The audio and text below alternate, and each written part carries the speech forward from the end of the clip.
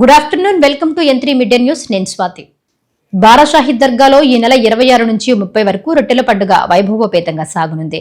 ఇప్పటికే ఉత్సవానికి సంబంధించిన అన్ని కార్యక్రమాలు పూర్తయ్యాయి. భక్తులు సైతం షాహీదులను దర్శించుకుంటున్నారు. దర్గాలో పర్వదిన విశేషాలను మా సీనియర్ కరెస్పాండెంట్ కోనార్క్ వివరిస్తారు. ప్రస్తుతం మనం నెల్లూరు బారాషాహిద్ దర్గాలో ఉన్నాం. ఇక్కడ ఉన్నటువంటి షహీదుల సమాధులకి ఆల్రెడీ ఇప్పటి నుంచి ప్రార్థనా కార్యక్రమాలు జరుగుతున్నాయి. మనకి ఈ నెల 26 నుంచి 30వ తేదీ వరకు ఈ కార్యక్రమాలు జరుగుతున్నాయి. 26వ తేదీన మనం చూస్తున్నట్టయితే సొందల్మాలి కార్యక్రమం జరుగుతుంది. అంటే ఈ షహీదుల సమాధులు ఏవైతే ఉన్నాయో వాటిపైన ఉన్నటువంటి గల్లేఫాలన్నింటినీ కూడా తీసివేసి వాటన్నిటిని శుభ్రం చేసి వాటిని శుద్ధి చేయడం అనే కార్యక్రమం జరుగుతుంది. అయితే ఈ కార్యక్రమం అంతా కూడా ఏకాంతంగా జరిగే క్రమంలో పూర్తి స్థాయిలో బయట వారికి ఎవరికీ అనుమతులు లేకుండా లోపల ఉన్న వ్యక్తులు మాత్రమే, అలాగే మత పెద్దలు మాత్రమే ఇక్కడ ఈ కార్యక్రమాన్ని నిర్వహిస్తారు. ఇక్కడ ఉన్నటువంటి 12 షహీదుల సమాధులను శుభ్రం చేసి వాటిని మళ్ళీ తిరిగి శుద్ధి కార్యక్రమం తర్వాత నిర్వహించడం అనేది జరుగుతుంది. ఈ సొందల్మాలి కార్యక్రమం తర్వాత మనం చూస్తున్నట్టయితే గంధం జరుగుతుంది. ఈ గంధం కార్యక్రమం మనం నెల్లూరు కోటమిట్టలోని అమీనియా మసీద్ ప్రాంతంలో జరుగుతుంది. ఈ షహీదులకు ప్రతీకలుగా 12 బిందెల్లో గంధాన్ని కలిపి వాళ్ళకి సంబంధించిన నాయకులు ఎవరైతే ఎన్నుకుంటారో ఆ 12 మంది కూడా ఈ బిందెలను తీసుకొని ఇక్కడికి వచ్చి వీటి ద్వారా వీటిని ఒక్కొక్క బిందె ఒక్కొక్క షహీద్కి ప్రతీకగా వీళ్ళకి సమర్పించడం అనేది జరుగుతుంది.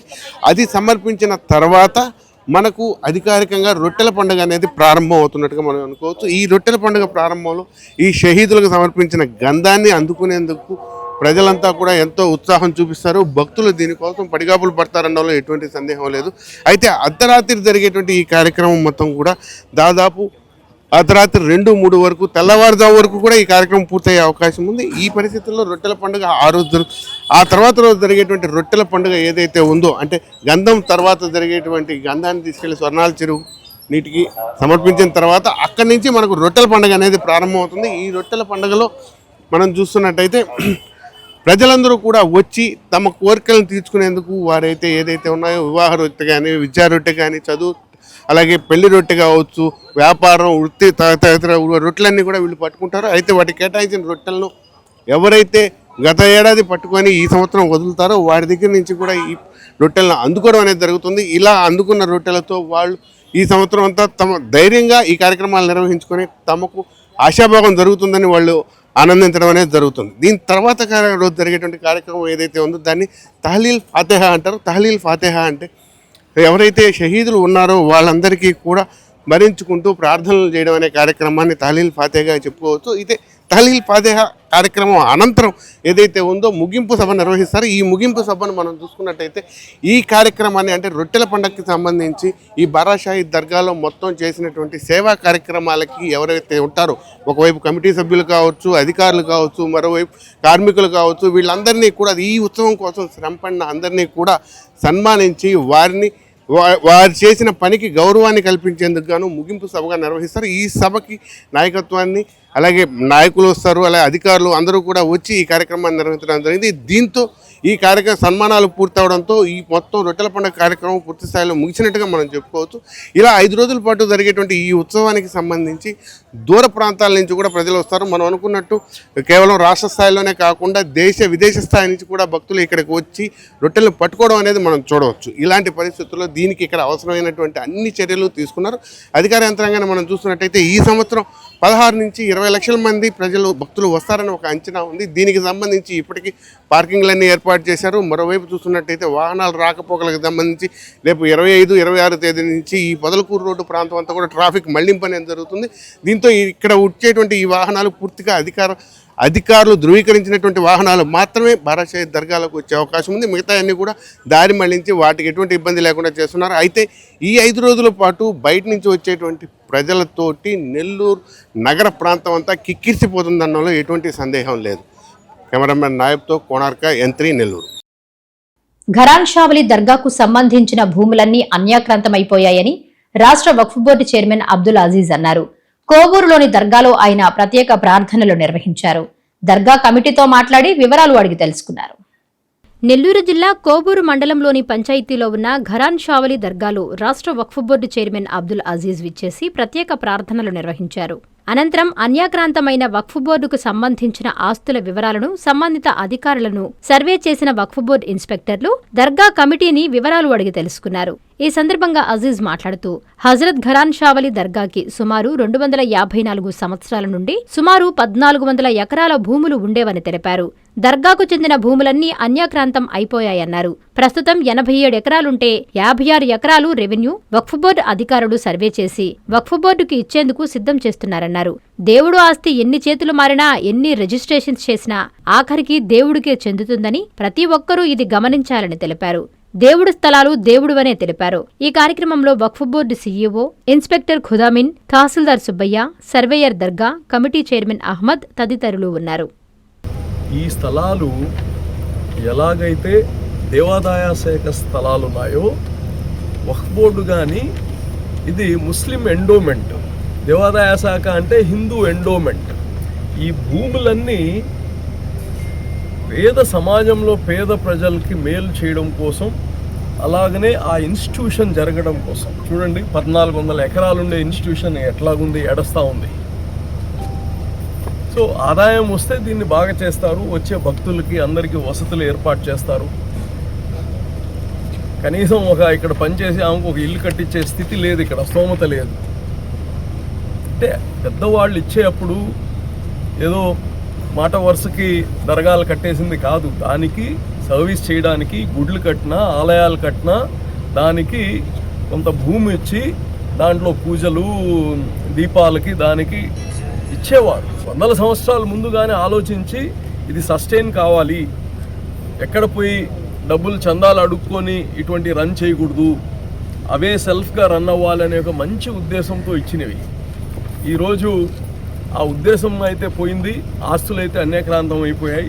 నేను ఒకటే చెప్తున్నా, ఎన్ని చేతులు మారినా అది దేవాదాయ శాఖది కావచ్చు, వక్ఫ్ బోర్డుది కావచ్చు, మేము ఈరోజు ఉండొచ్చు, ఉండకపోవచ్చు, ఆ స్థలాలు ఫైనల్గా దేవుడి స్థలాలు దేవుడియే. డైలీ వేజ్ కార్మికుల పెండింగ్ వేతనాలను వెంటనే చెల్లించాలని మున్సిపల్ కార్మికులు డిమాండ్ చేశారు. నెల్లూరు కలెక్టరేట్ ఎదుట ఏపీ మున్సిపల్ వర్కర్స్ యూనియన్ ఆధ్వర్యంలో ధర్నా చేపట్టారు. ప్రభుత్వం వెంటనే స్పందించి సమస్యను పరిష్కరించాలని డిమాండ్ చేశారు. తమ న్యాయమైన సమస్యలను పరిష్కరించాలని కోరుతూ నెల్లూరు కలెక్టరేట్ ఎదుట ఆంధ్రప్రదేశ్ మున్సిపల్ వర్కర్స్ యూనియన్ అనుబంధ సంఘం ఆధ్వర్యంలో కార్మికులు ధర్నా చేపట్టారు. చనిపోయిన పదవీ విరమణ పొందిన కార్మికుల పిల్లలకు ఉద్యోగాలు కల్పించాలంటూ నినాదాలు చేశారు. హైకోర్టు తీర్పు మేరకు ఒప్పంద సిబ్బందిని రెగ్యులర్ చేయాలని డిమాండ్ చేశారు. ఈ సందర్భంగా ఏఐటీయూసీ జిల్లా కార్యదర్శి యనమల మధు, కమిటీ సభ్యులు మల్లి అంకయ్యలు మీడియాతో మాట్లాడారు. తమ న్యాయమైన సమస్యలను పరిష్కరించాలంటూ ఎన్నో ఏళ్లుగా పోరాటాలు చేస్తున్నా ప్రభుత్వం కానీ అధికారులు పట్టించుకోకపోవడం దారుణమన్నారు. వెంటనే కూటమి ప్రభుత్వం స్పందించి తమకు న్యాయమైన కోర్కెలను పరిష్కరించాలని డిమాండ్ చేశారు. లేని పక్షంలో నిరసనను తీవ్రతరం చేస్తామని వారు హెచ్చరించారు. ఈ కార్యక్రమంలో AP municipal workers union committee సభ్యులు, పారిశుధ్య కార్మికులు పాల్గొన్నారు.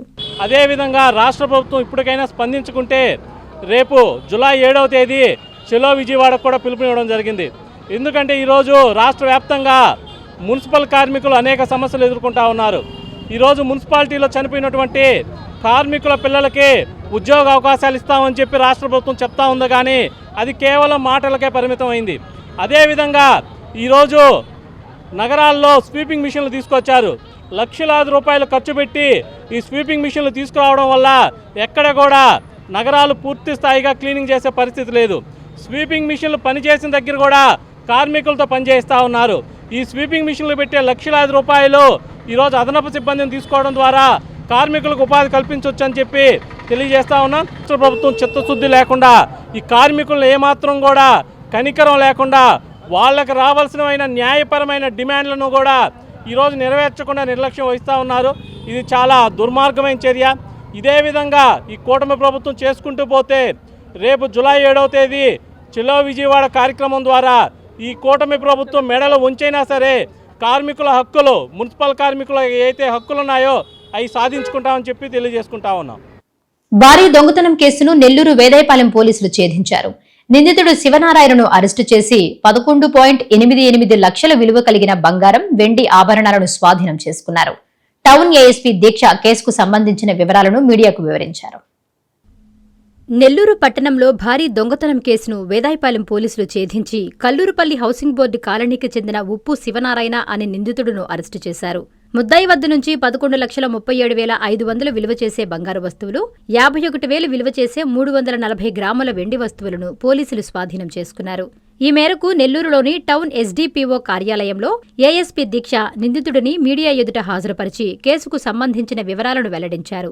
చెడు వ్యసనాలకు బానిసై సులభంగా డబ్బులు సంపాదించాలన్న దురుద్దేశంతో నిందితుడు శివనారాయణ దొంగతనాలకు పాల్పడుతున్నారని తెలిపారు. అత్యంత చాకచక్యంగా చోరీ సొత్తు కేసును త్వరితగతిన ఛేదించిన వేదాయపాలెం పోలీసులు సిబ్బందిని ఎస్పీ అజితావేజండ్ల, ఏఎస్పీ దీక్షలు ప్రత్యేకంగా అభినందించారు. ఈ సమావేశంలో సీఐ శ్రీనివాసరావు, ఎస్ఐ ప్రసాద్ రెడ్డి, పోలీసులు, సిబ్బంది పాల్గొన్నారు. Good evening everyone. నా పేరు దీక్ష, ఏఎస్పీ నెల్లూరు టౌన్. సో ఈరోజు ఒక వేదాయపాలెం పోలీస్ స్టేషన్ పరిధిలో ఒక హెచ్బి కేస్ డిటెక్షన్ గురించి చెప్పడానికి ఇది ప్రెస్ మీట్ ఏర్పాటు చేశాము. ఇది కేస్ నంబర్ 157/2026. సో మాకు ఇన్ఫర్మేషన్ వచ్చింది about the gold and silver theft. మేము వెంటనే టీమ్స్ ఏర్పాటు చేశాము, 2 టీమ్స్ ఏర్పాటు చేశాము. ఒక team led by SI Prasad and ఒక టీమ్ సూపర్వైజ్డ్ బై సిఐ గారు. తర్వాత వెంటనే ఫింగర్ ప్రింట్స్ టీమ్, క్లూస్ టీమ్ని పిలిపించాము for scientific investigation. Clues team వెంటనే వచ్చారు అండ్ అది మొత్తం సీన్ ఆఫ్ క్రైమ్ స్కాన్ చేశారు. వాళ్ళు ఇన్పుట్స్ ప్రకారం మరియు సీసీటీవీ అనాలిసిస్ చేస్తే మరియు ఎమో క్రిమినల్స్ అనాలిసిస్ చేస్తే మాకు ఒక వ్యక్తి మీద అనుమానం వచ్చింది. తర్వాత we further analysed all CCTVs and as per fingerprints input we arrested one person. ఒక పర్సన్ భుజ్ నెల్లూరు దగ్గర అరెస్ట్ చేశాము. So total gold which was done theft was 162 grams of gold పోయింది, మరియు సిల్వర్ 340 grams పోయింది.